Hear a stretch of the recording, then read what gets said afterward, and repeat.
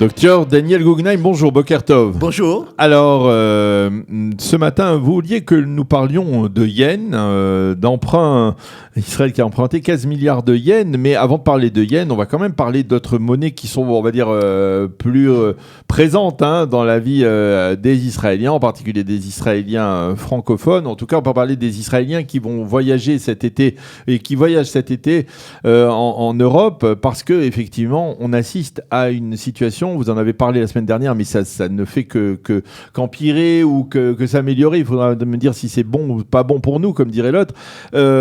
Le shekel ne cesse de grimper. C'est devenu, d'après le journal, le Yediot Aharonot de ce matin, la monnaie la plus forte au monde, alors que le dollar, l'euro et même la livre sterling s'écrasent.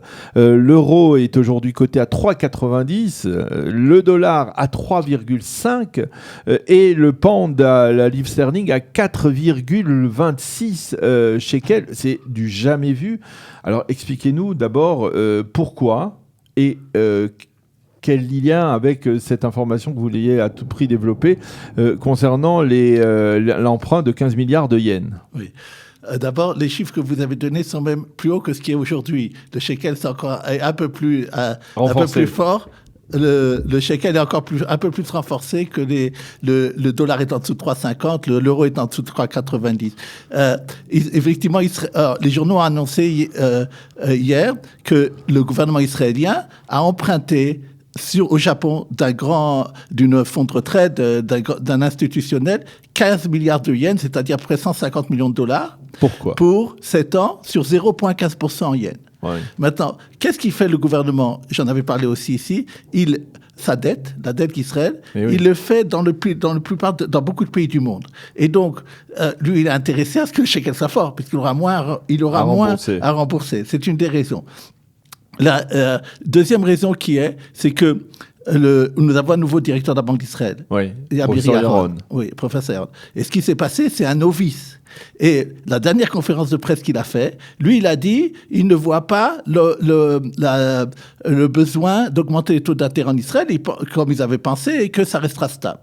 Mais juste à côté de lui est venu les dirigeants ceux qui s'occupent de la recherche à la Banque d'Israël. Ils se sont dit, d'après nos analyses, oui, il va y avoir une augmentation des taux d'intérêt en Israël. Okay.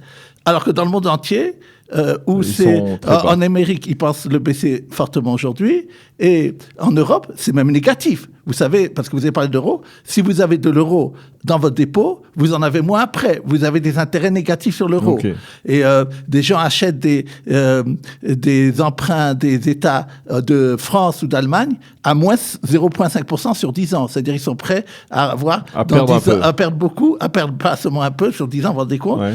Ça. Et Israël, le taux est positif. Et donc, à partir du moment où le taux d'intérêt est positif, les gens vont là, l'argent va là où il y a plus d'intérêt. Maintenant, Israël, nous avons parlé, a une bonne cotation dans les agences de cotation, parce que Israël c'est vrai, un déficit commence à augmenter, mais par rapport à ce qui reste dans le monde, c'est pas... C'est ça, parce que ce déficit dont on parle, le déficit budgétaire là, qui ne cesse de grimper, on parle, je ne sais plus à combien on est de milliards de shekels de déficit, ça devrait être une donnée qui est préoccupante pour l'économie israélienne, alors que finalement, ça ne se reflète pas à travers la monnaie israélienne. Je vais vous dire ce que je pense. Il va y avoir des élections dans 2 mois.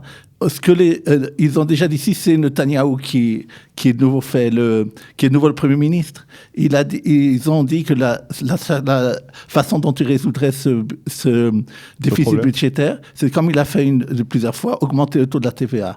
Le TVA est un impôt qui rapporte beaucoup d'argent. Ils l'ont baissé il y a quelques années ici en Israël. Oui. Alors, il va l'augmenter d'1%. Vous augmentez d'1% le taux de la TVA, vous avez enlevé le problème du déficit budgétaire. Pourquoi ces derniers temps, on a assisté le gouvernement à procéder à des coupes horizontales sur tous les budgets de l'État, sur les budgets des ministères? Oui, c'est ce qu'ils disent en accompagnement. Mais s'il y a un problème au niveau politique, il ne pourra pas faire passer ça, ou qu'il voit que... Ouais. Alors, ils disent que ça sera une des grandes solutions qui sera faite, et c'est assez indolore comme impôt, c'est moins sur... Alors, donc ces 15 milliards de yens... Oui. Ils sont en Israël. Maintenant, c'est ça que je vous dis, c'est très important. Les gens disent, est-ce que le shekel va toujours continuer à augmenter? Et je pense que tout façon, Netanyahou ou ceux qui sont gouvernement sont très contents quand les gens qui viennent en Israël, ils vont à l'étranger. Et c'est plus facile pour eux. Ils veulent que les gens soient contents. Je pense qu'il y a de ça aussi. Ouais. Maintenant, il faut savoir ce qui va se passer dans 2 mois. Et je ne sais pas exactement. Et il y a beaucoup de... Maintenant, une dernière chose que vous avez dit pour la livre sterling, vous avez dit, et même la livre sterling. Je m'excuse, la livre sterling, à cause du Brexit, elle est morte dans le monde entier. Ah oui, alors c'est pas une référence. C'est pas une référence. Ok, alors on va parler maintenant de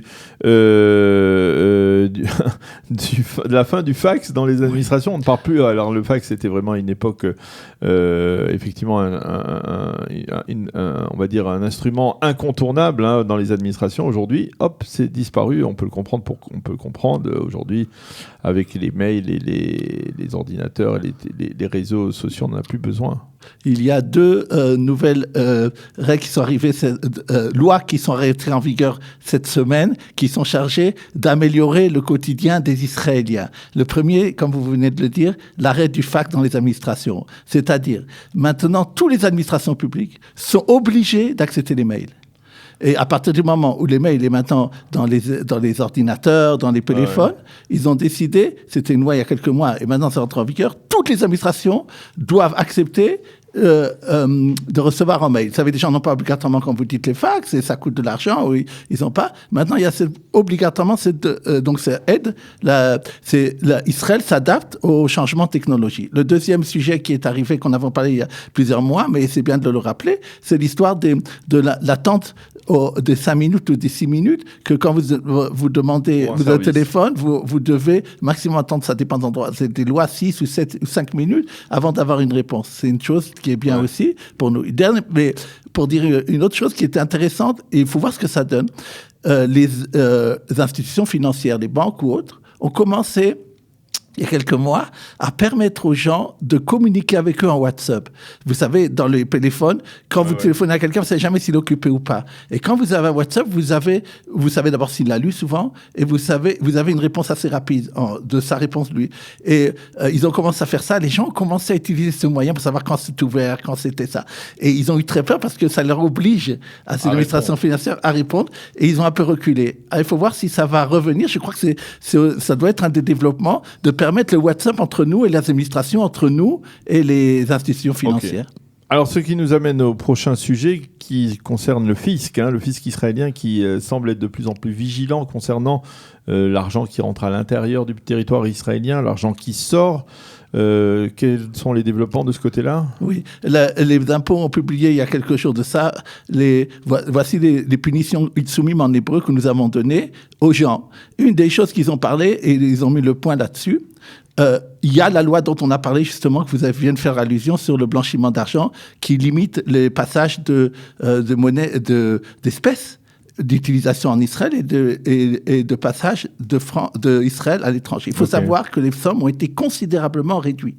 Vous devez, lorsque vous partez en avion à l'étranger, si vous avez plus avec vous en liquide, plus 50 000 shekels, le déclarer. Bon, c'est beaucoup. Mais ce qu'il y a, c'est que si vous partez d'Israël, non pas par l'avion, mais par la terre, vous savez, vous pouvez aller à Aqaba, en Jordanie ou dans d'autres endroits, et dans ce cas-là, c'est limité à 12 000 shekels, il faut le savoir. Et quand vous partez avec d'une famille, et que vous voulez, j'avais parlé avec ça de vous deux, qu'il faut prendre du liquide, c'est ce qu'il y a de moins cher en euros ou en autre, il faut le déclarer. Et une dame a été punie c'est vrai, elle avait exagéré, elle avait $200,000 en 7 voyages, et elle avait exagéré, elle a eu une très très grosse amende, donc ça c'est une des choses qu'il faut faire attention. Une deuxième chose que je voudrais parler par rapport au fisc, ça a été dit hier, ils ont créé une section qui est chargé sur Internet, Telegram, Facebook et les 3 choses-là, Twitter, de vérifier qu'est-ce qui se passe. Par exemple, quelqu'un va louer sa maison sur Airbnb.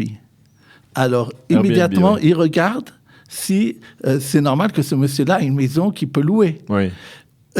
Il regarde même si quelqu'un a félicité l'autre d'un service qu'il a reçu. Par exemple, il y a eu une histoire, quelqu'un qui a été bien coiffé, une fiancée, une Kala, une mariée qui a été bien coiffée. Elle a écrit au salon de coiffure, je vous remercie beaucoup, c'était formidable. Ils ont regardé, il n'est pas déclaré comme salon de coiffure, et donc ils sont présentés chez eux. Ils disent que c'est quelque chose de légitime, comme ils font des fois des inspections soudaines. Donc, et sachez qu'il y a une section entière qui vérifie Maintenant, une dernière chose que je veux dire par rapport aux impôts, parce que ça nous concerne directement les Oli, mais les Français dont on parle souvent, qu'ils vérifient ce qui se passe dans les banques. Ils vous demandent maintenant ils ont un accord avec le fisc en France pour vous donner les informations. Maintenant, il y a la semaine dernière, ils ont envoyé aux banques qui veulent savoir qui en Israël utilise beaucoup les nouvelles applications de paiement comme Piper, Beat et tout ça. Et les banques ont refusé. Parce qu'ils veulent développer ça. Ils ont dit, si on vous donne la liste de ceux qui font beaucoup, ils vont être inquiétés et ils vont pas vouloir l'utiliser. Les impôts ont répondu. Mais quand il s'agissait des Français, en fait, pas des mots français, ils ont dit, les gens à qui on vous demande maintenant de donner des renseignements au fisc en France, ça vous fait pas de difficulté. Pourquoi vous faites des difficultés pour ça? Donc, c'est intéressant de voir et de faire attention à ça. Alors, il nous reste une minute pour le dernier sujet qui se rapporte aux emprunts de plus en plus fréquents faits par les Israéliens.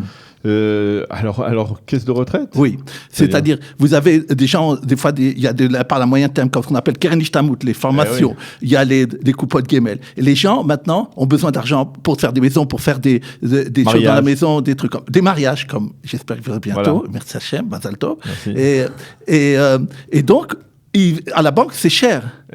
Eux, les caisses de retraite prêtent beaucoup moins cher que la banque qui prête Prime, c'est 1,8 moins 0,5, donc autour de 1%, ce qui est beaucoup moins que dans une banque. Alors les gens préfèrent, et les caisses de retraite poussent à ça pour ne pas que les gens les quittent. Il y a un problème, ils l'ont dit hier, il y a eu le truc annuel le rapport annuel de la Reshut Shuk Hahon, des retraites. Les gens grignotent de cette façon-là sur l'épargne à très long terme. Et il y a Chasdei Naomi a fait d'ailleurs un sondage qui est très connu dans le milieu religieux, fait un sondage qu'une trentaine de % de personnes n'ont pas assez de retraite pour la fin de leur vie. Et les femmes, d'ailleurs, 50% pensent qui ont un certain âge, pensent que ça leur suffit pas ce qu'ils ont à la retraite. Donc, il faut faire attention lorsqu'on gère son budget et ses économies. Eh bien, merci beaucoup, Dr Daniel Guggenheim, pour toutes ces précisions concernant l'économie israélienne. Merci d'avoir été avec nous ce matin, comme chaque mercredi, sur Studio Qualité.